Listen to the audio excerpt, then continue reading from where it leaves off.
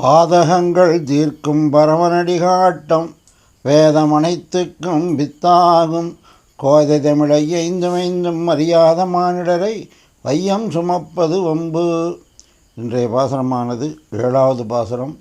கீசு கீசென்றெங்கும் ஆனைச்சாத்தன் கலந்து பேசின பேச்சரவம் கேட்டிலையோ பெண்ணே, காசும் பிறப்பும் கலகலப்ப கைவேர்த்து வாசனருங்குழலாட்சியர் மத்தினால் ஓசைப்படுத்த தைரரவம் கேட்டிலையோ நாயகப் பெண்பிள்ளாய் நாராயணன் மூர்த்தி, கேசவனை பாடவும் நீ கேட்டே கிடத்தியோ தேசமுடையாய் திரவேலோர் எம்பாவாய்.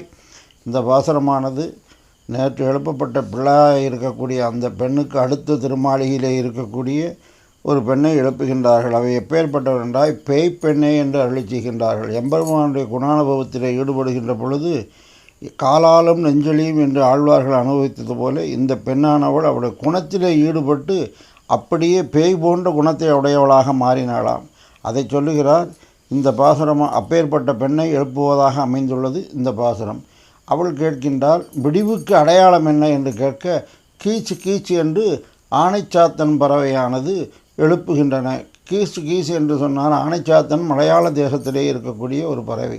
அந்த பறவையானது அதிகால பொழுதிலே தன்னுடைய கூட்டிலிருந்து எழும்பி கீச்சு கீச்சு என்று ஆனைச்சாத்தன் கலந்து பேசின. என்ன செய்ததாம், தன்னுடைய குட்டிகளையெல்லாம் குஞ்சுகளையெல்லாம் தன்னுடைய கூட்டிலே விட்டு விட்டு பிரிந்து செய்கிறோமே என்ற அந்த வேதனையோடு அதனிடத்திலே ஈனக்குரலிலே நீ இங்கேயே இரு, நான் சென்று உனக்கு உணவெல்லாம் தேடி வருகிறேன் என்று சொல்லி அப்படியே ஈனக்குரலிலே சொல்லுகிறது. அந்த ஒலியானது கீசு கீசு என்று ஒரு ஓசையாக கேட்குமாம். தாய் பறவையை பிரிகிறோமே என்று சொல்லி குஞ்சும், குஞ்சை பிரிகிறோமே என்று தாயும் அப்படி கலந்து பேசின பேச்சரவம் கேட்டிலையோ பெண்ணே. இதெல்லாம் சுவாபதேசத்திலே ஒரு அற்புதமான அர்த்தத்தை விளக்கக்கூடியது. அது பிறகு பார்ப்போம். அந்த பேசுகிறவன் கேட்டிலையோ பெண்ணே, காசும் பிறப்பும் கலகலப்ப கைபேர்த்து.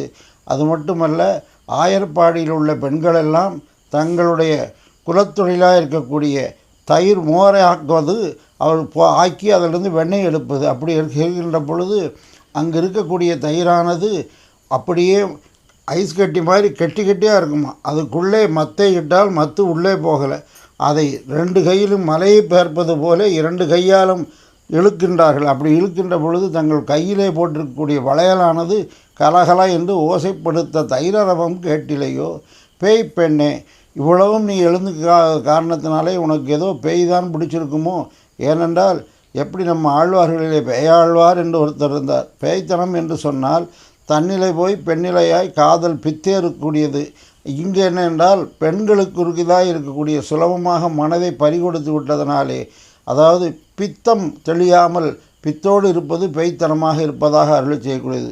பெண்ணே, காசும் பிறப்பும் கலகலப்ப கைபேர்த்து தங்கள் கையிலே அணைந்திருக்கக்கூடிய அச்சுத்தாலி அமைத்தாலி என்ற அந்த வளையல்கள் ஓசையெல்லாம் ஆனது காசும் பிறப்பும் கலகலப்ப கைபேர்த்து வாச நறுங்குழலாட்சியர். இந்த நேரத்திலே குழலானது அவிழ்ந்து விட்டதாம்.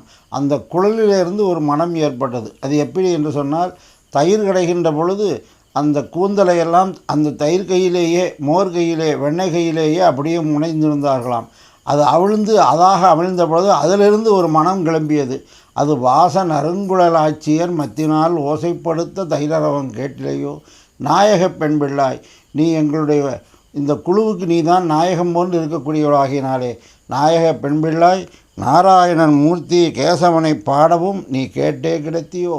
நீ எதற்காக எழுந்திருக்க சொல்லுகிறோம் என்று சொன்னால், எங்களோடு நீ பொழுதுபோக்குவதற்காக இல்லை. அந்த நாராயணன் மூர்த்தி இருக்கின்றாரே, அப்பேற்பட்டவனையும் கேசவன் என்று கேசி என்ற அரக்கனை கொண்ட அந்த கண்ணனை நாம் தொழுவதற்காகத்தான் நாம் அவனிடத்திலே சென்று அவனோடு குணானுபவத்திலே ஈடுபடுவதற்குத்தான் நாம் இப்பொழுது உன்னை எழுப்பினோமே தவிர உன்னோடு வெறும் வார்த்தையாடவில்லை என்று கேசவனை பாடவும் நீ கேட்டே கிடைத்தியோ தேசமுடையாய் திரவேலோர் எம்பாவாய். இந்த குழுவிலே தேஜஸ் உடையவள், உன்னை கண்டால்தான் கண்ணனுக்கு முகமலர்ச்சி ஏற்படும். ஏனென்றால் உன்னிடத்திலே ஞானமானது தேஜஸாக விளங்கக்கூடியதாகினாலே நீ தேசமுடையாய் திரவேலோர் எம்பாவாய். நீ கதவை திறந்து எங்களோடு வந்து சேர்ந்து கொள் என்று சொல்லி இந்த பாசுரத்திலே அனுபவிக்கின்றார்கள். அதாவது கீசு கீசு என்று ஆணைச்சாத்தன் கலந்து பேசின என்று அந்த பேச்சக்கூடிய பேச்சானது அரவம், பேச்சரவம், கலந்து பேசின பேச்சரவம். வைணவத்திலே 3 முக்கியமான தத்துவங்கள், அதாவது திருமந்திரம், துவயம், சரமசுலோகம். திருமந்திரம் என்று சொல்லக்கூடியது அந்த எம்பெருமான் பத்ரியாசிரமத்திலே தானே சிஷ்யனுமாய் ஆச்சாரியனுமாய் நின்று வெளியிட்டான். அப்போ பேசினது 2 பேருமே ஒருத்தராகினாலே அது அரவமாக இருந்ததாம். பேசின பேச்சரவம் என்று சொன்னால் பிராட்டியும் பெருமாளுமாக அந்த வைகுண்டத்தில் இருக்கின்ற பொழுது எம்பெருமான் பிராட்டியினிடத்தில் சொல்லுகிறார், இந்த துவய மந்திரம்தான் உலகத்திலேயே சிறந்த மந்திரம் என்று சொல்லி அந்த மந்திரத்தை சொன்னால் அது பேசின அரவம். இது பேச்சரவம், அது அரவம். பேசின பேச்சரவம் என்று சொன்னால் 2 பேர் பேசிக்கொண்டே ஒரு அரவத்தை ஏற்படுத்தினார்கள். அது யாரென்றால் கிருஷ்ண பரமாத்மாவும் அர்ஜுனனும்.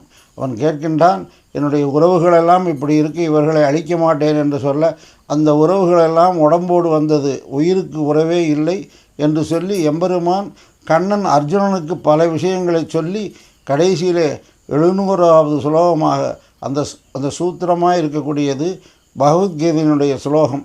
அதை சொல்லி சர்வ தர்மான் பரித்தட்ச மாம் ஏகம் சரணம் பிரஜ அகம் துவா சர்வபாபேப்பியோ மோட்சிஸ்வாமி மாச்சுசக என்று சொல்லி கவலைப்படாதே என்று சொல்லி கண்ணன் அந்த அர்ஜுனனுக்கு சொன்னதானது பேசின பேச்சரவமாகினாலே ஆண்டாள் நாச்சியார் பெரிய தத்துவங்களை எல்லாம் போகிற போக்கிலேயே சொல்லி விளங்க வைக்கக்கூடிய. அதனால தான் இந்த பாசுரத்தை சொல்லுகிற பொழுது இந்த திருப்பாவைக்கு என்ன சொன்னார்கள் என்றால், வேதம் அனைத்துக்கும் வித்தாகும், இது அதுக்கெல்லாம் விதை போன்று இருக்கக்கூடியது என்று அருளி செய்தார்கள்.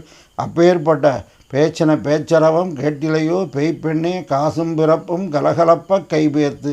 இந்த அச்சுத்தாலி அமத்தாலி என்பதெல்லாம் ஒரு வைஷ்ணவனுக்கு இருக்கக்கூடிய அலங்காரங்களாக சொல்லக்கூடியது. எது என்று சொன்னால் அகங்கார மமகாரங்களை ஒழித்துவிட்டு எம்பெருமானுக்கு ஆத்ம பூஷணங்களாய் இருக்கக்கூடிய சொரூப ஞானம் வந்துவிட்டது என்று சொன்னால் அந்த சொரூப ஞானத்தை கண்டு ஒரு தேஜஸ் உண்டாகுமாம். அந்த தேஜஸ் வந்துவிட்டது என்று சொன்னால் ஆச்சாரியன் உகப்பானாகினாலே அப்பேற்பட்ட அந்த திருமுக மண்டலத்தை உடைய ஒரு சிஷியனை எழுப்புவதாக அமைந்திருக்கக்கூடியது இந்த பாசுரம். இந்த பாசுரமானது சாட்சாத் ஆழ்வார்களிலே நடுநாயகமாக இருந்த தேசத்தை உடைய குலசேகர ஆழ்வாரை போன்று ஒருத்தியை எழுப்பக்கூடிய பாசுரம். குலசேகர ஆழ்வார் கேரள தேசத்திலே அவதாரம் பண்ணினவர். கோழிகோன் குலசேகரன் என்று சொல்லி அந்த கேரளத்திலே பிறந்தவர். அவருக்கு அந்த அங்கே கேரளாவிலே தான் அந்த ஆணைச்சாத்தன்கிற பறவைகளானது அதிகமாக இருக்குமாம். அதை சொல்லுகிறார்கள். அதாவது கீசு கீசு என்று ஆணைச்சாத்தன் கலந்து பேசின பேச்சரவம் கேட்டிலையோ பெண்ணே. குலசேகர ஆழ்வார் பேய்த்தனமாக இருந்தாராம். எப்படி என்று சொன்னால் ராமனுடைய குணானுபவத்தில் ஈடுபட்டு ராமாயணம் கேட்டுக்கொண்டிருந்தாராம். அப்படி கேட்டு கேட்டு இருக்கின்ற பொழுது திடீரென்று அந்த தனி ஒருவனாக ராமன் யுத்தம் செய்கின்றான். அந்த தோளாத அந்த வீரராக இருக்கக்கூடிய எம்பெருமான் இருக்கானே ராமன், அவனுக்கு உதவி இல்லாமல் தனி ஒருவனாக யுத்தம் பண்ணுகிறான் என்று சொல்லி அந்த கேள்வியை கேட்டவுடனே தான் ராஜாவாக இருப்பதனாலே தன்னுடைய படைகளை எல்லாம் கிளப்பி கொண்டு சென்றாராம். அங்கு மதியுக மந்திரியாக இருக்கக்கூடிய ஒருவர் ஒரு 10-100 படை வீரர்களை அழைத்து கொண்டு அவர்களெல்லாம் கடலில் மூழ்க செய்து எதிர்த்து வந்தார்களாம். என்ன என்று சொல்ல, ராவணனை அழித்தாகிவிட்டது, அது தும்சமாகி இப்பொழுது விபீஷணனுக்கு பட்டாபிஷேகம் ஆகிவிட்டது என்று சொல்ல தான் சுயநிலைவுக்கு வந்தாராகினாலே பேய்த்தனமாக இருக்கக்கூடிய ஒரு பக்தியிலே அது மட்டுமல்ல காசும் பிறப்பும் கலகலப்ப கைபெயர்த்து வாசனருங்குழல் ஆட்சியர். காசு பிறப்பு என்று சொன்னால் அந்த காசு மாலை, அதே அச்சுத்தாலி அமத்தாலி என்று சொல்லக்கூடியது. இவருடைய சரித்திரத்திலே நகையானது களவு செய்யப்பட்டதாக பொருத்தப்பட்டது. அடியார்கள் எல்லாரும் எம்பெருமானுடைய குணானுபவத்திலே குலசேகர ஆழ்வார் ஈடுபட்டு விட்டார் என்று சொன்னால் அந்த அரசியல் கைங்கரியங்களிலே அவர் செயல்படவில்லை. அதை பார்த்த மந்திரிகள் எல்லாம் ஏதாவது ஒரு காரணம் சொல்லி அடியார்களை விலக்க வேண்டும் என்று சொல்லி அந்த பெருமாளுக்கு இருந்த நகைகள் இருக்கே, அவர் எப்பேற்பட்டவர் என்று சொன்னால் மண்ணு புகழ் கௌசலைதன் மணிவயிறு வாய்த்தவனே என்று சொல்லி ராமச்சந்திரனிடத்திலே ஒரு பெரிய சோராத காதல் உடையவர். அவருக்கு நிறைய ஆபரணங்களை போட்டிருந்தாராம்.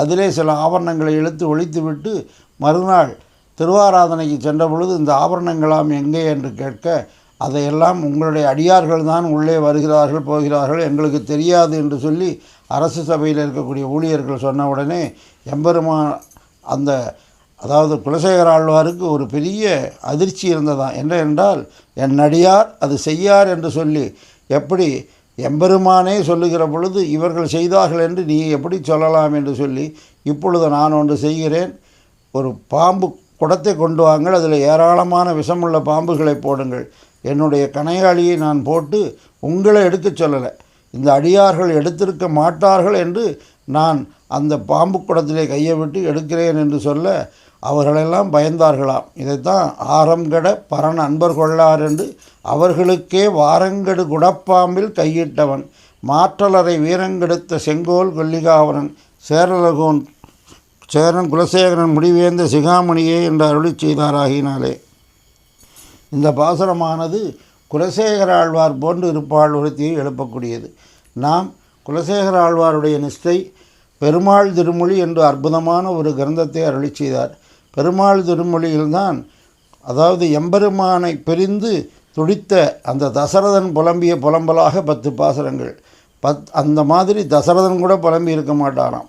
அதே மாதிரி அந்த கோசலையானவள் ராமனுக்கு தாலாட்டு பாடினதாக எந்த ராமாயணத்திலும் இல்லை. ஆனால் இந்த குலசேகர ஆழ்வார் மண்ணுபுகழ் கௌசலை தன் மணிவயிறு வாய்த்தவனே தென்னிலங்கை கோன்முடிகள் சிந்துவித்தாய் செம்பன் சேர் கண்ணினன்மா மதிபடை சூழ் கணபுரத்தென் கருமுடியே என்னுடைய இன்னமுதே ராகவனே தாலேலோ என்று சொல்லி 10 பாசுரங்களிலே தாலாட்டும் தசரதன் புலம்பிய புலம்பலாகவும் இவருடைய பாசுரங்கள் பெருமாள் திருமொழி என்று அருளிச்சியது. மற்ற ஆழ்வார்களை காட்டிலும் இவருக்கு தனி ஏற்றம் என்று சொன்னால், ஆழ்வார்கள் எப்படி கோபஜென்மத்தை ஆஸ்தானம் பண்ணினாலோ பெரியாழ்வாரும் அவருடைய திருமகளாரும், அதே மாதிரி பிறப்பு உயர்வு தாழ்வு இல்லை, எந்த பிறப்பில் பிறந்தாலும் எம்பெருமானுடைய சம்பந்தம் நமக்கு வேண்டும் ஆகியினாலே இவரும் அருளி செய்தார். ஊனேறு செல்வத்து உடற்பிறவி யான் வேண்டேன், அங்கு திருமலையிலே ஒரு கோணேறி வாழும் குருகை பிறப்பேனே, தம்பகமாய் நிற்கும் தவமுடையேன் ஆவேனே, அதாவது எம்பெருமான் பொன்மலை மேல் ஏதேனும் ஆவேனே என்று சொல்லி உயர்ந்த குடிப்பிறப்பு வேண்டாம், அவனுடைய சம்பந்தம் இருந்தால் மரமாகவோ பட்டமரமாகவோ வழியாகவோ ஏதாவது ஒரு வஸ்துவாக இருந்தால் போதும், நான் அங்கு உயர்குடி பிறப்பை நான் விரும்பவில்லை, எம்பெருமானுடைய சம்பந்தம் ஒன்றுவே போதும் என்று அருளி செய்தாராகினாலே நாமும் பிறப்பால் ஏற்றத்தாழ்வுகளை கொள்ளாமல் எம்பெருமானுடைய அடியார்கள் அனைவரும் சமம் என்று ஜீவாத்மாக்களிலே எந்த விதமான வேறுபாடும் கிடையாது. எம்பெருமான் பரமாத்மா, இந்த உலகில் உள்ள அத்தனையும் ஒருவராக நாம் வகுப்புவாதம் செய்யாமல் பார்த்தோம் என்று சொன்னால், இந்த ஜாதி இன்ன மதம் என்று பார்க்காமல் ஒரே கொள்கை அவனுடைய அடியார்கள், ஒரே நிலை என்ன என்றால் ஜீவாத்மாக்கள், அவன் பரமாத்மா நாம் ஜீவாத்மா, உலகில் உள்ள அத்தனை ஜீவன்களுக்கும் ஜீவாத்மா என்ற ஒரே வகுப்பு உடையதாகினாலே நாமும் அதை உணர்ந்து ஏற்றத்தாழ்வுகள் கொள்ளாமல் எம்பெருமானுடைய அடியார்களாக வாழ்ந்தோம் என்று சொன்னால் எம்பெருமானுடைய திருவுள்ள முகக்கும் இதை ஆண்டாள் நாச்சியார் அற்புதமாக அருளி செய்திருந்த 7வது பாசுரத்திலே, பேசின பேச்சரவம் கேட்டிலையோ பேய்ப்பெண்ணே காசும் பிறப்பும் கலகலப்ப கைபெயர்த்து வாசன் அருங்குழல் ஆட்சியர் மத்தினால் ஓசைப்படுத்த தைரரவம் கேட்டிலையோ நாயக பெண்பிள்ளாய் நாராயணன் மூர்த்தி கேசவனை பாடவும் நீ கேட்டே கிடைத்தியோ. அந்த கேசவன் என்பதும் மலையாள தேசத்திலே கேசவன் என்பது அதிகமான பேர், நாராயணன் மூர்த்தி என்பதும் அந்த பகுதியில் தான் இருக்குது. நாராயணன் தான் பரம்பொருள் என்பதை உணர்ந்து நாமும் நாராயணனை தொழுவது, அதற்கு ஆதரவாக ஆழ்வார்களுடைய அருளிச் செயல்களை சேவிப்பது, அந்த ஆழ்வார்களை ஒவ்வொரு பெருமாள் சன்னதியும் உள்ளே சென்றோம் என்று சொன்னால் ஆழ்வார்கள் சன்னதி என்று தனியாக இருக்கும்.